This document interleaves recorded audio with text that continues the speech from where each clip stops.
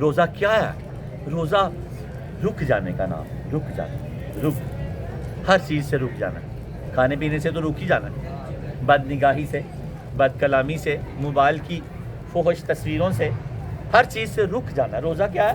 رک جانے کا نام، رک جا، زمزم ہے روزہ، رک رک رک جا۔ تجھے کوئی گالی دے، غصہ آ جائے تو اسے جلدی سے معافی مانگ لے، بھائی مجھ سے غلطی ہوگی مجھے معاف کر دینا۔ تو کوئی تجھے گالی نکال دے تو اسے کہ یار میرا روزہ ہے، مجھے گالی نہ نکال یار۔ تو اس طرح رک جاؤ۔ آ جاؤ، داتا علی حجویری نے صفحہ نمبر 500 کشف المحجوب پر 24واں باب روزے کا لیا اور کمال آیت کا انتخاب کیا۔ آپ کے انتخاب کے صدقے جائیں۔ آپ نے کیا آیت انتخاب کی؟ ارشاد باری تعالیٰ ہے یا ایھا الذین آمنوا کتب علیکم الصیام، اے ایمان والو تم پر روزے فرض کیے گئے۔ داتا صاحب کے فلسفے کو سمجھیں اور قرآن کے فلسفے کو سمجھیں۔ روزہ سب پہ فرض نہیں ہے، ہم میں بھی شاید کوئی ایمان والا بیٹھا ہو۔ روزے صرف کن پہ فرض ہیں؟ ہائے ہائے، بڑی آیتیں تھی قرآن کی، قرآن میں کیا آیت چنی ہمارے مرشد نے، گرا لگا دی۔ یا اب یہ میں پوری پڑھوں گا تو پہلے بھی تم پہ فرض رہے، تم تاکہ پرہیزگار بن جاؤ، لیکن داتا صاحب نے جتنی لی ہے نا میں اتنی پڑھ رہا ہوں۔ یا ایھا الذین آمنوا کتب علیکم الصیام، سورہ بقرہ آیت نمبر 83، اے ایمان والو تم پر، اے ایمان والو تم پر روزے فرض کیے گئے۔ اللہ کن سے مخاطب ہے؟ اب جس کے دل میں سید حجویر فرماتے ہیں رائی کے دانے کے برابر بھی ایمان ہوگا وہ روزہ نہیں چھوڑے گا، اور جس کے نہیں ہوگا وہ رکھ نہیں سکتا۔ داتا صاحب نے کیا گرا لگائی ہے، صدقے جائیں اپنے استاد محترم اور مرشد پہ کہ روزہ سب کے لیے نہیں ہے۔ روزہ وہی رکھے گا جس کے دل میں رائی کے دانے کے برابر بھی ایمان بچا ہوگا، کیونکہ اللہ نے سب کو کہا ہی نہیں۔ داتا صاحب فرماتے ہیں اللہ نے صرف ایمان والوں سے کہا، سب سے تو کہا ہی نہیں۔ اب اگر اس کے دل میں رائی برابر بھی ایمان بچ گیا، رائی بڑی چھوٹی سی ہوتی ہے، میں نے ایک دن دیکھی، آپ لوگوں نے دیکھی ہوئی ہے، رائی نہیں کی سی ہوتی ہے وہ، اس سے بھی اگر کم ایمان رہ گیا تو سید حجویر فرماتے ہیں وہ روزہ نہیں چھوڑے گا، اور اگر نہیں رہ گیا تو وہ رکھ نہیں سکتا۔ اور ساری کائنات یہ درس سن رہی ہے، لا الہ الا اللہ محمد رسول اللہ کہہ کے مسلمان ہو جاؤ، ایمان دل میں آ گیا، کل سے روزہ نہ ضائع ہو۔ مرشد رستہ بھی تو دیتے ہیں نا پھر، کہ یہ نہیں کہ آج ہم میں سے کسی کا روزہ نہیں ہے تو وہ ایمان والا ہو ہی نہیں سکتا۔ علامہ اقبال نے جب اپنا کیس لڑا تو سارے مولویوں نے تو ان کو کافر قرار دے دیا تھا۔ انہوں نے کہا جی، وہ کٹہرے میں کھڑے ہوئے، پہلے انہوں نے کہا بسم اللہ الرحمن الرحیم لا الہ الا اللہ محمد رسول اللہ، چلو مجھ سے بات کرو۔ انہوں نے کہا جی کافر نال گل نہیں کرنا چاہتے، انہوں نے کہا لو جی میں مسلمان ہو گیا۔ تو اگر ہمارے دل میں رائی بر ایمان نہیں تھا تو ہم ابھی سارے پڑھ لیتے ہیں لا الہ الا اللہ محمد رسول اللہ۔ ساری کائنات میں درس دیکھنے والے میرے ساتھ کلمہ پڑھ لیں اور کل سے روزہ رکھیں، اللہ پاک ان کو روزے مبارک کرے، ڈرے نہ، کیونکہ روزہ وہی رکھ سکتا ہے جس کے دل میں رائی کے برابر بھی ایمان ہو، اور چھوڑے گا وہ جو رائی بھی ختم ہو گئی ہے۔ اللہ اگر کرے گا ہم میں سے آج کے بعد کوئی نہ چھوڑے ہماری۔ اور یار لوگ کہتے ہیں مجھے بابا جی بھوک لگتی ہے، تو بھوک تو لگنی ہے، اور کیا لگے گا؟ پیاس لگتی ہے تو لگنی ہے، بھی روزہ ہے۔ اچھا بھوک بھی نہ لگے، پیاس نہ لگے، روزہ بھی ہو جائے تو پھر کون سا روزہ ہے؟ ابھی تو ہم نے جون جولائی کے رکھے ہوئے ہیں، جب تو کپڑے لپیٹتے تھے گیلے کر کے، شارک جواب دے جاتی تھی کہ اپنا انتظام کر رہا ہے نہیں تو مر جائے گا۔ اللہ روزے سے اتنی محبت کرتا ہے، حدیث قدسی ہے، خدا کی قسم بیمار کو بھی چھوٹ دیتا ہے، بوڑھے کو بھی چھوٹ دیتا ہے، پر چاہتا یہ ہے کہ روزہ رکھے اور شہید ہو جائے۔ ہائے ہائے، خدائے بزرگوں برتر فرماتے ہیں، میرے ساتھ ایک 90 سال کا بندہ درس میں آنے لگ گیا، 10 سال سے روزے نہیں رکھ رہا تھا، روزے رکھنا شروع ہو گیا اور روزوں میں فوت ہو گیا۔ یہ نہیں روزے سے فوت نہیں ہوا، روزہ کھول کے کھا پی کے۔ اس نے کہا 10 سال چھوڑے، لوگوں نے کہا بوڑھا ہو گیا ہوں، لیکن آپ نے کہا نہیں جوان ہے آپ، تو میں نے پھر شروع کر دیے۔ اللہ رب العالمین فرماتے ہیں اے میرے بندے روزہ رکھ، اگر تو روزے کی حالت میں دنیا سے چلا گیا تو میں تیرے نام کا ایک فرشتہ پیدا کروں گا جو قیامت تک تیرے روزے رکھے گا، جب تو قبر سے اٹھے گا سارے لے کے تجھے دے دوں گا اگر تو روزے کی حالت میں فوت ہو گیا۔ اللہ نے بہت بڑا انعام رکھ دیا، اللہ چاہتا ہے کہ روزہ رکھو، روزہ نہ چھوڑنا چاہے فوت ہو جانا، وہ چاہتا ہے تو یہ کہہ رہا ہے نا، نہیں فوت ہو انشاءاللہ تعالی۔ بھائی کیا جو فلسطین کے 40 دن بعد ایک عورت نکلی، بچی نکلی، ان دنوں میں درس ہو رہے تھے کہ بندہ 40 دن کھائے پیے بغیر زندہ رہ سکتا ہے، تو مجھے دلیل ہی کوئی نہیں مل رہی تھی، کتوں دلیل دیا؟ 39 دن بعد ملبے سے ایک بچی نکلی زندہ، فلسطین کے ملبے سے، میرا درس مقبول ہو گیا، پوری دنیا نے دیکھا۔ داتا صاحب کہہ رہے تھے کہ 40 دن بندہ زندہ رہ سکتا ہے، یہ چلا ہی کرتے تھے نا لوگ، تو یہ صوفیہ، تو موسیٰ علیہ السلام 40 دن کھاتے پیتے رہے کوئی دور پہ، بھئی اللہ کے کرم سے زندہ رہے نا، وہ بچی بھی اللہ کے کرم سے زندہ رہی، ہم بھی اللہ کے کرم سے زندہ رہ سکتے ہیں۔ اور یار جب 40 دن زندہ رہ سکتے ہیں تو 16-17 گھنٹے میں کیا ہوگا؟ دیکھو تو صحیح، کچھ بھی نہیں ہوگا، کچھ بھی نہیں ہوگا۔ اللہ ہمیں آگے آ جاؤ۔ داتا صاحب نے آیت کے بعد پھر ایک کمال حدیث پاک دی۔ سید حجویر فرماتے ہیں آقا کریم صلی اللہ علیہ وسلم کو حضرت جبریل امین نے بتایا کہ الصوم لی وانا اجزی، روزہ میرے لیے ہے اور میں اس کی جزا ہوں۔ ہر عمل کی جزا کوئی نہ کوئی ہے، لیکن روزے کی جزا اللہ کی ذات ہے، اللہ کی ذات ہے۔ اتنی قیمتی چیز چھوڑو گے؟ کوئی بھی نہیں چھوڑے گا یار، کوئی بھی نہیں چھوڑے گا۔ جان چلی جائے پر جا نہیں سکتی، ایسے وہم شیطان ہمیں دھوکہ دیتا ہے۔ آگے سید حجویر فرماتے ہیں روزہ باطنی عبادت ہے۔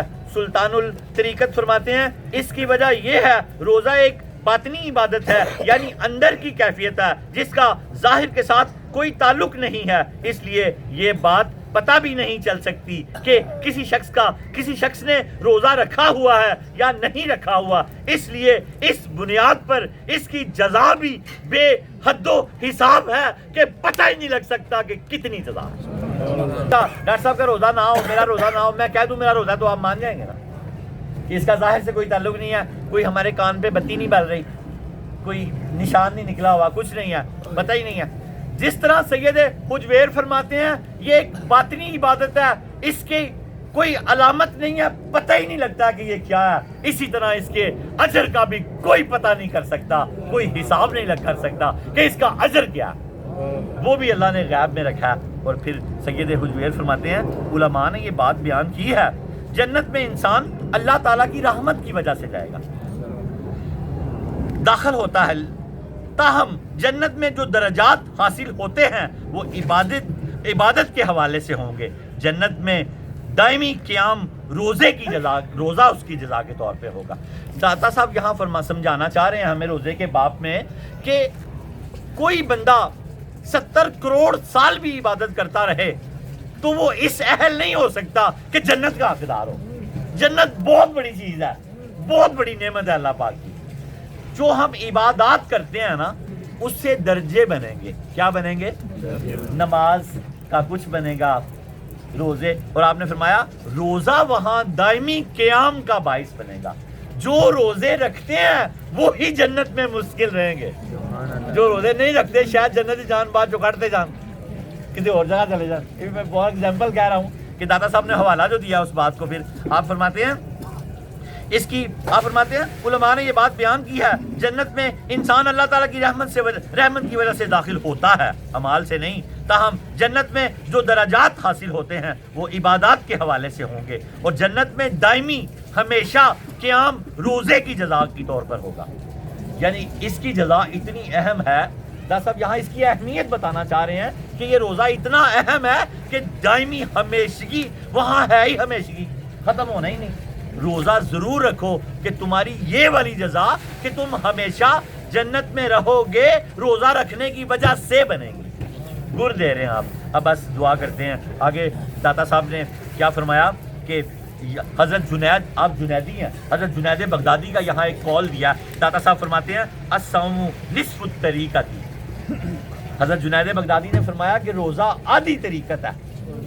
جو صوفی بننا چاہتا ہے نا وہ روزہ رکھے، روزے رکھے، فرض بھی، ایام بیس کے بھی، 10 محرم کا بھی، باقی روزے جو اسلام میں بڑی اہمیت رکھتے ہیں سارے سال کے نہ رکھے تو بہتر ہے، کیونکہ وہ سنت کے خلاف ہو جائے گا۔ نبی صلی اللہ علیہ وسلم نے جو کام کیا صرف وہی کرنا ہے۔ جو سارے سال روزے رکھتے ہیں مجھے نہیں سمجھ آتی ان کا اپنا ایک حساب، لیکن وہ سنت کے خلاف، سنت کے خلاف کوئی بھی کام ہوگا اس کا کوئی اجر نہیں ہو سکتا، کیونکہ نمونہ زندگی ہے حضور پاک، وہ نمونے سے اتر گیا۔ اب ہو رہے ہو کی گا کیڑا نمونہ ہے، اللہ ہی جانتا ہے نمونہ کیا ہے۔ اللہ پاک نے فرمایا میرے نبی کی زندگی تمہارے لیے کیا ہے، مثال کی، یعنی کوئی سیمپل۔ اب وہ اپنے ہی اس نے شریعت بنا لی ہے، پورے سال ہی روزے رکھی جان رہا ہے، تو اب اللہ جانے اس کا معاملہ اللہ کے ساتھ ہے. فقیری لائن کوئی ہوگی یا ایسی کوئی جیسے زیادہ ویسے کرنی کہہ لیں اور کوئی گنجائش نکل آئے گی تو کیونکہ لوگ ناراض ہی نہ ہو جائے نا پورے سال والے.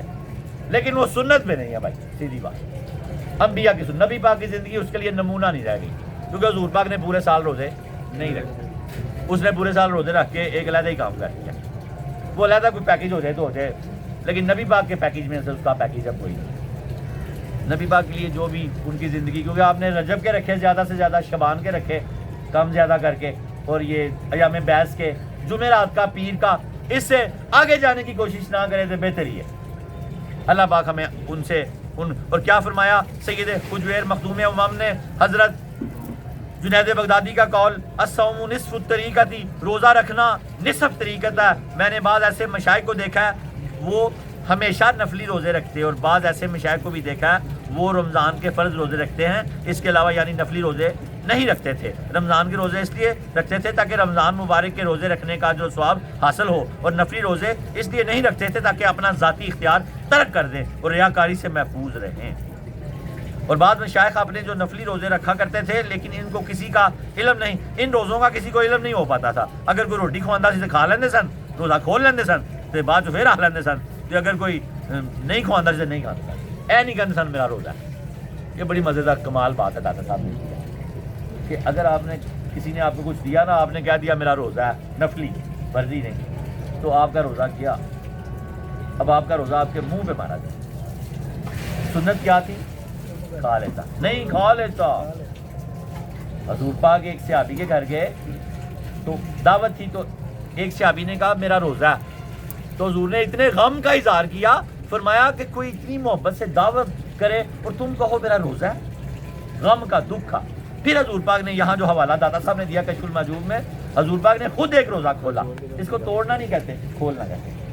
اب وہ داتا صاحب جس طرح لکھ رہے ہیں, جبکہ بعض مشائخ ایسے ہیں جو نفلی روزہ رکھا کرتے تھے لیکن کسی کو اس کا علم نہیں ہو پاتا تھا, یعنی اگر ان کے سامنے کھانا پیش کیا جاتا تو وہ کھا لیتے تھے اور نفلی روزہ توڑ دیتے تھے, یعنی کھول لیتے تھے. داتا صاحب فرما رہے ہیں, اور یہ بات سنت کے ساتھ عین مطابقت رکھتی ہے.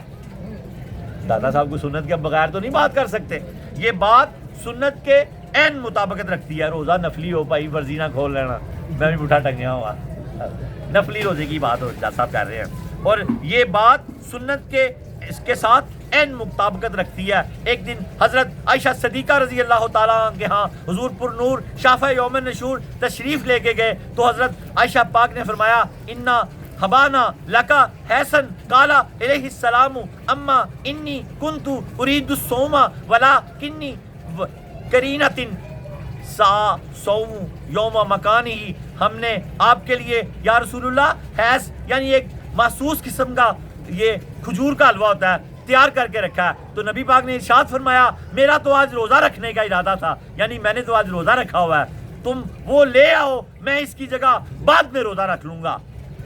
سبحان اللہ. اپنی بیویاں کا دل رکھ لیا کرو یار, نفلی روزہ ہوئے تو جو نے کوئی شے بنائی ہوئے سونی جی تو کھول لیا کرو یار. ساڈے واسطے نبی پاک کی زندگی کی ہے مثال, نمونہ. اللہ پاک نے فرمایا پیچھے پیچھے ٹرو گے تے قبول کراں گا, ورنہ کچھ بھی نہیں. عبادتاں منہ تے دے ماراں گا جے میرے نبی تے برعکس ہوئیاں تے. برعکس نہیں ہونیاں چاہیے. حضور نے جو کیتا اونا کر لو, گھٹ کر لو, ود نہیں کرنا, ابے دا ابا نہیں مننا. اللہ پاک سانو ہمیشہ دین نو سمجھنے دی توفیق عطا فرمائے. حضور پاک نے وہ روزہ کھولا اور خوب جی بھر کے حلوہ کھایا.